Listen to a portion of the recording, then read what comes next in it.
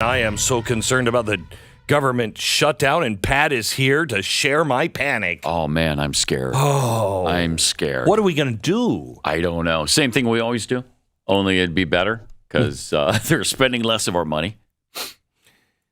But can they? Can they spend less of our money? Well, they have to if the government shuts down. Wow. Which is the beauty of a government shutdown. They have to do all the necessary things like pay out the Social Security benefits and the veterans benefits and all of that. They have to continue to do that, and they do. Including the interest. Right. You'll notice that they're not talking about defaulting on the debt this time. That's weird. No. That's weird because that was their biggest, isn't it? Yeah. That was their biggest concern. We're going to default on the debt. Right. I haven't heard word one of defaulting on the debt. I haven't either. No, that's weird. Now they're just trying to say, do you know these Republicans? They want to have a government shutdown because they want to shut down the ATF. Well, yeah.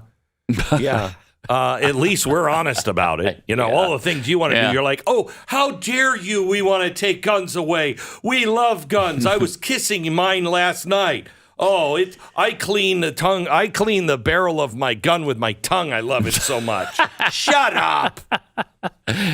And while we're at it, maybe the FBI too. Maybe that could go as well. Maybe that could go. And I don't know, the IRS. That wouldn't be a bad thing. Department of Education. Yeah, get rid of all the non-essential nonsense. Yeah. Kevin McCarthy says, we're not going to default. We have a number of days until funding runs out. Do you know what we didn't have until 1980? Government shutdowns. We never had them. If the budget wasn't done, and it happened many times, since 1776, and the budget wasn't done, they just went on. And no big deal. The budget will be finished soon. Mm-hmm. But now, after 1980, I wonder what changed. I wonder what changed, because now we have to shut it down. Yeah. No, we really don't. We really don't. I mean, it's all funny money in the first place. Yep. That's so. For sure. The House Republicans are working hard today to get everybody on the same page, and that is, we should stop spending all of this money. And what do you say? We just start with a few things like, no, the taxpayer shouldn't pay for abortions. And send people on a vacation at our expense, and then at the end of that vacation, they have an abortion. No, no, I don't think so. How do you feel about the money going to Ukraine, though? You love this for small business loans and. Well, now hold on just a second. We're trying to help them win a war. Yes. Let me give you a couple of clips from CBS. When's the last time 60 Minutes actually did something where you cared about? Yeah. Well, they did this weekend. Listen to this from 60 Minutes. Cut one. American taxpayers are financing more than just weapons. We discovered the U.S. government's buying seeds and fertilizer for Ukrainian farmers and covering the salaries of Ukraine's first responders. Yeah, all 57,000 of them. Jeez. That includes the team that trains this rescue dog, named Joy, to comb through the wreckage of Russian strikes looking for survivors. Hey, I don't mind helping that one. And the US also funds the divers, who we saw clearing unexploded ammunition from the country's rivers to make them safe again for swimming and fishing. Russia's invasion shrank Ukraine's economy by about a third. We were surprised to find that to keep it afloat, the US government is subsidizing small businesses. Wait, what? Hold it. Okay, now the dog thing, okay, if we can help out on the dog thing, fine. And it seems to be, it's connected to the war. Yeah, and, the finding the unexploded bombs in the rivers, okay. But wait a minute. Paying 56,000 firefighters to show up? We're also paying the government salaries, and we're paying the people's Social Security, okay? We're not even paying it here. And every dollar that we print to send over there is causing inflation here. So while we are getting poorer and poorer, it's almost like it was designed to be this way. While we are getting poorer and poorer, they're getting bailed out by our government. And every time we send $1 over there, you get poorer. And it's not because it's taking money. It's because we're printing money. Inflation. So now we find out that they're not helping small businesses here. No. When we had COVID, no. Home Depot. Sure, Home Depot. I mean, they're safe. But the mom and pop stores, they're completely unsafe. Huh. And now we're paying. But wait, there's more. Cut 2. Russia's invasion shrank Ukraine's economy by about a third. We were surprised to find that to keep it afloat, the US government is subsidizing small businesses. Like Tatiana Abramova's knitwear company. Oh. These are Ukrainian towns. That's Kiev, I recognize. Oh, that is very nice. Especially in the condition of war, we have to work. We have to pay taxes. We have to pay wage, salary to our employees. We have to work. Don't stop. Yeah. Why does that help Ukraine win the war? Because economy is the foundation of everything. We realize that it's the aid from governments, but it's the aid from the heart of every ordinary American person. Okay, so wait, hang on just a second. I'm not sure that all that aid is from the heart of every American because we didn't know it. If they would have asked us to help out, we would have been great. We are the most charitable nation in the history of the world, and we do give charitably, correct, more than the rest of the world combined, correct. But instead, they went through our government, and our government didn't tell us what they're doing. And they are doing things that are causing us pain, and not just pain. What's happening here is we are destroying ourselves. We're giving them all of our tanks and ammunition that we are now dangerously low. We don't have enough howitzer shells now to do any kind of war. And we can only make 25,000 of those a month. Russia's using 60,000 a day. So I don't know. I don't feel comfortable with this. We've also destroyed our own oil supply. Our strategic oil reserve, almost gone. We're destroying our ability to make oil, to find oil, to refine it into gasoline.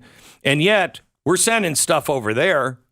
We're letting everybody have whatever they want over there, including fertilizer, which our farmers are being told we can't use anymore because of global warming. Huh. Now that's weird. How come it's okay for Ukraine, but not for us? You haven't even passed a farm bill over here to help our farmers. But we're buying their grain over there, which, by the way, because they're getting free grain, they're planting crops, they can now sell it at such a low cost that Poland has said, you're killing our farmers. We can't support you anymore, Ukraine. See what happens when man starts to get involved in ways that he shouldn't get involved? See what happens? All of the unexpected consequences that come from this, or maybe they are expected. So now the Biden administration is requesting over $20 billion more. We wondered how they were paying for it. We wondered where it was going. Well, there are some things that you should probably know. There is some questioning of some of the people that were in the administration over there, and part of the group that was getting the money and divvying it out. I think about 60 of them now are actually being investigated, are going to jail, or have lost their jobs because they were corrupt. and taking and using our money for other things. I just didn't know we were paying for everything over there. Things that we wouldn't pay for us over here. Didn't know that. Nobody didn't know that. Except the administration. Yeah. Until Sunday with 60 Minutes. Yeah. And USAID, which is now run by Cass Sunstein's wife. Remember her? She's in charge of USAID, and that's where all of this money is coming from and being distributed through. Now, one last thing.